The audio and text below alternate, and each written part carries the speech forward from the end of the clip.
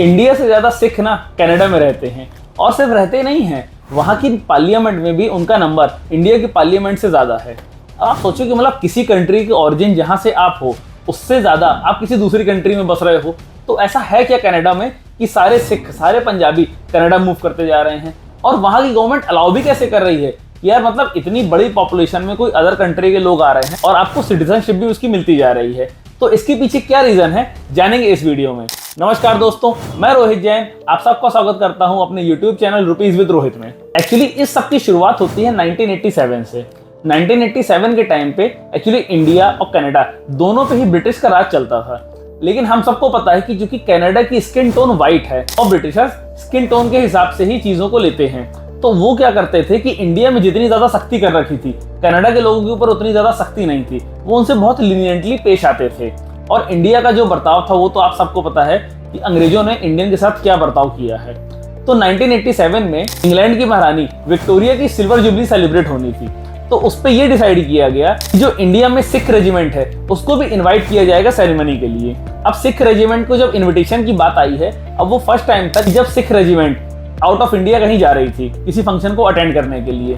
तो जब वहां से जो इंडिया की सिख रेजिमेंट थी उसका लीडर था केसुर सिंह। अब चूंकि जब इंडिया की आर्मी जा रही थी तो ऑब्वियस सी बात है कि कनाडा की आर्मी है वो भी इस सेरेमनी को अटेंड करने के लिए जा रही थी। तो ये डिसाइड किया गया कि इंडिया की आर्मी जब वापस आएगी तो वो कनाडा पे जो आर्मी वहां से गई हुई है उसको छोड़ते हुए ही वापस आएगी। तो जब केसुर सिंह सेरेमनी अटेंड करने के बाद कैनेडियंस के साथ कनाडा पहुंचता है, वहां पे एक दो दिन रुकता है, तो जब वो वहां का एटमॉस्फेयर देखता है, वो माहौल देखता है, तो उसको बड़ा डिफरेंट फील होता है क्योंकि इंडिया में ऐसी चीज उसने अभी आज तक देखी ही नहीं थी। तो जब वो यहाँ से कनाडा होके वापस आता है तो उसका इंडिया में बिल्कुल भी मन नहीं लगता है। उसके दिमाग में सिर्फ एक चीज चल रही होती है कि कैसे मैं अपनी फैमिली को एक बेटर लाइफ दे सकता हूँ। अगर मैं इंडिया छोड़ के कनाडा शिफ्ट हो जाता हूँ तो मेरी फैमिली को बेटर लाइफ मिलेगी। और चूंकि यहाँ पर सबसे बड़ी चीज थी कि गुलामी, क्योंकि अंग्रेजों का जो सख्त बिहेवियर इंडियंस के लिए था वो कनाडा में बिल्कुल भी नहीं था। जब उसने इस चीज को नोटिस किया तो उसने ये डिसाइड किया कि अब तो भाई मैं कनाडा जाके शिफ्ट हो जाऊंगा, और वो कनाडा जाने के लिए तैयारी करने लगा। और वो फर्स्ट इंडियन सिख था जो कनाडा में शिफ्ट होता है जिसको कनाडा की सिटीजनशिप दी जाती है। उसका नाम था केसुर सिंह, जो इंडियन सिख रेजिमेंट का चीफ था। अब केसुर सिंह जब कनाडा पहुंचता है तो वो वहां पे देखता है कि वहां पे जो डेवलपमेंट हो रहा है, चाहे माइल्स का हो, रेलवेज का हो, इंफ्रास्ट्रक्चर डेवलपमेंट हो, कुछ भी हो, वो इंडिया से भी बहुत तेज लेवल पे हो रहा था। और वहां पे लेबर की रिक्वायरमेंट बहुत ज्यादा थी। अब क्योंकि इंडिया की जो लेबर थी उसकी कॉस्ट बहुत कम हुआ करती थी, क्योंकि इंडियंस हम लोगों को आदत है बहुत सस्ते में काम करने की। और जब हमारे ऊपर अंग्रेजों का राज था तो उस टाइम पे तो ये हुआ करता था कि अंग्रेजों ने जो पैसा दे दिया वो इंडियंस ने रख लिया। तो कनाडा में लेकिन ऐसा नहीं था। कनाडा की जो लेबर थी वो बहुत ज्यादा कॉस्टली थी। तो केसुर सिंह ने अपना दिमाग लगाया और उसने अपने साथियों को ये बताया कि भाई कनाडा में अगर तुम आ जाते हो तुम्हें यहाँ पैसा भी अच्छा मिलेगा, प्लस पैसे के साथ साथ दूसरी चीज है फ्रीडम।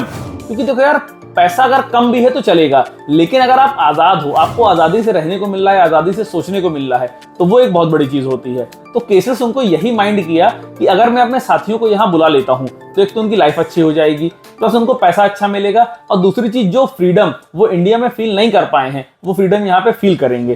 अब जब उसके साथी कनाडा पहुंचे, वहां पर उन्होंने पैसा कमाया। पैसा कमाने के बाद जब वो पैसा इंडिया भेजने लगे तो इंडिया के हिसाब से वो पैसा बहुत ज्यादा था। तो ऑब्वियस सी बात है कि जब किसी घर में पैसा ज्यादा आने लगता है तो उस घर का रहन सहन डेवलपमेंट चेंज हो जाता है, लोगों की सोच थोड़ा सा बदल जाती है, लोगों को खर्च करने का तरीका बढ़ जाता है। तो जब वहां का डेवलपमेंट चेंज हुआ, उनके घर का रहन सहन चेंज हुआ, तो ये आसपास के लोगों ने भी इस चीज को नोटिस किया कि अगर आपके घर का कोई बंदा कनाडा में काम कर रहा है और वो वहां से अच्छा पैसा भेज रहा है, तो सबके मन में ये बात आई कि क्यों ना हम भी कनाडा जाके काम करें, हमको भी वहां काम मिलेगा, हमारे घर में दो पैसा ज्यादा आएगा।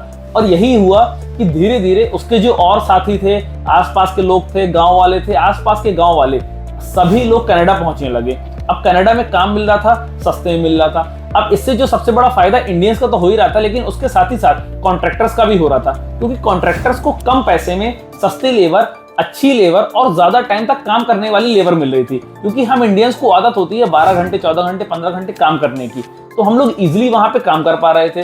और दूसरी चीज क्या थी, देखो पैसा अच्छा मिल रहा था तो ऑब्वियस सी बात है कि हर कोई वहां पे काम करना चाहेगा। इसीलिए धीरे धीरे कनाडा काफी लोग सिख शिफ्ट होते चले गए। लेकिन ये बात वहां के लोकल सिटीजन्स को बिल्कुल भी पसंद नहीं आ रही थी। उसके दो रीजंस थे। उसका पहला रीजन ये है कि पहले वहां की लेबर ज्यादा सैलरी में काम कर रही थी, लेकिन सिखों के आ जाने के बाद उनकी सैलरी कम हो गई थी। और दूसरी चीज, अब उनको खतरा भी मंडराने लगा था कि अगर और हिंदू यहाँ पर आते और सिख यहाँ पर आते हैं तो हो सकता है कि शायद उनकी जॉब भी चली जाए।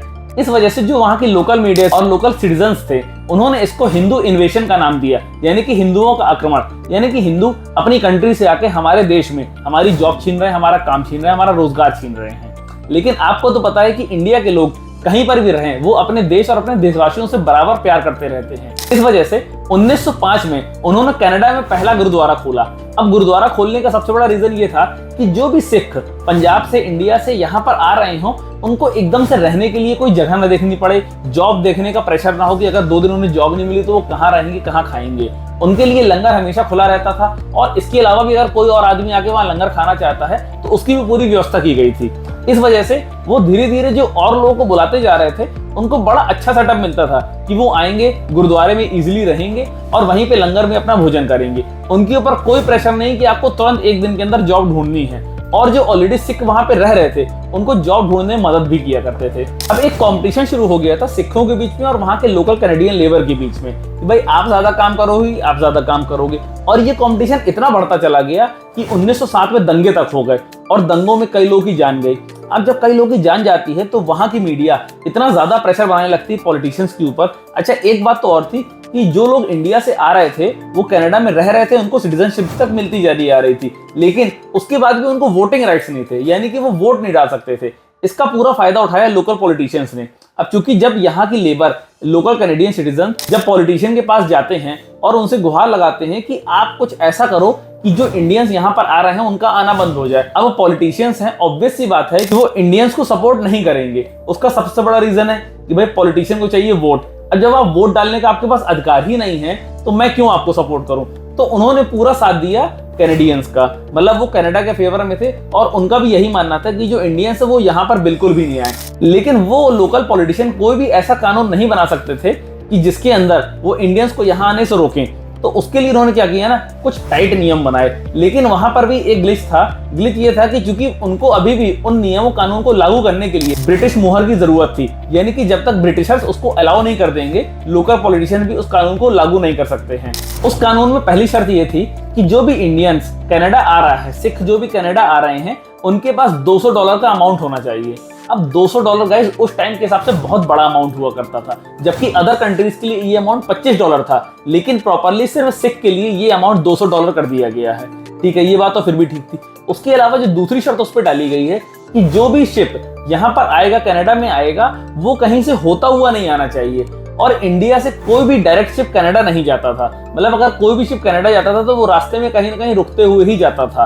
और इस चीज के लिए उन्होंने बिल्कुल ये मना कर दिया था कि अगर कोई शिप कहीं रुक के आ रहा है तो हम उसको कनाडा में एंट्री नहीं देंगे। उसके साथ ही साथ आप जो शिप की टिकट बुक कर रहे हो, उस टिकट को बुक करते टाइम आपको कैनेडियन गवर्नमेंट को इसकी जानकारी देनी पड़ेगी, जिससे कि वो कहीं ना कहीं अड़ंगा लगा सके और वहां पे उनको आने से रोक सके। अब जब ये कानून लागू कर दिया गया ना, तो इसके बाद से लोगों का आना जाना बिल्कुल बंद हो गया।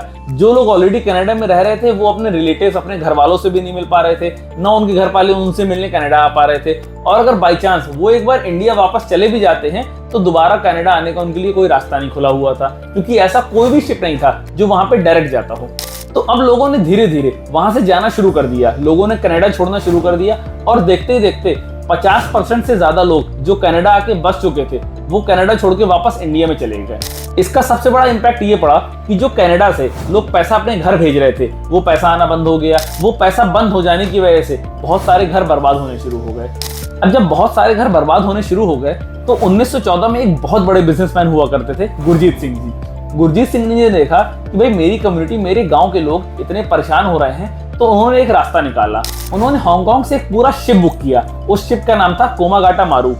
उस शिप पे उन्होंने 376 लोगों को बैठाया और उसके साथ ही साथ हर सिख को $200 भी दिए। अब आप सोच सकते हैं कि उस टाइम पे 376 लोगों को $200 देना कितनी बड़ी बात हो सकती है, यानी कि वो कितने बड़े बिजनेसमैन हुआ करते थे। लेकिन उन्होंने सिर्फ अपने इंडिया के, अपने बिरादरी की भलाई के लिए ऐसा काम किया और उस शिप को डायरेक्ट बुक किया कि भाई आप इंडिया से डायरेक्ट जाओगे कनाडा, आप कहीं बीच में रुकोगे नहीं, आपको जो भी पेमेंट चाहिए वो आप मुझसे लो। अब जब ये शिप कनाडा की बॉर्डर पे पहुंचता है तो कैनेडियन गवर्नमेंट किसी न किसी बहाने से उस शिप को घुसने नहीं देती है। 2 साल तक ये वॉर चलता रहता है। लोग लीगल लड़ाई भी लड़ते हैं, सब कुछ करते हैं, धरना भी देते हैं, इवन वहां उनके बॉर्डर्स पे पड़े रहते हैं 2 महीने तक। लेकिन कैनेडियन गवर्नमेंट सिर्फ 22 लोगों को एंट्री देती है। 22 लोगों के अलावा जितने भी लोग थे बाकी सब वहीं पे रह जाते हैं। किसी को भी कैनेडियन गवर्नमेंट अंदर आने नहीं देती है। और 2 महीने के बाद जब सारे रास्ते बंद हो गए, जब उनको ये पता चल गया कि अब हमें कनाडा के अंदर एंट्री नहीं मिलेगी, हालांकि वो बिल्कुल लीगल तरीके से आए हुए थे, लेकिन उसके बाद भी कैनेडियन गवर्नमेंट ने कुछ ना कुछ पेंच फंसा के उनको एंट्री नहीं दी, तो वो उनका शिप वापस कोलकाता भेज दिया गया। और जब कोलकाता शिप जाता है तब उनको फोर्सली वहां से ट्रेन में बैठा के पंजाब भेजने की कोशिश की जाती है, जिसका वो लोग विरोध करते हैं। और वो विरोध इतना ज्यादा हो जाता है कि वहां पे फिर से दंगे हो जाते हैं। यानी कि सिख और जो अंग्रेजों की पुलिस हुआ करती थी उनके बीच में लड़ाई हो जाती है, और वो लड़ाई इतनी ज्यादा बढ़ जाती है कि उनको गोलियां तक चलानी पड़ती हैं।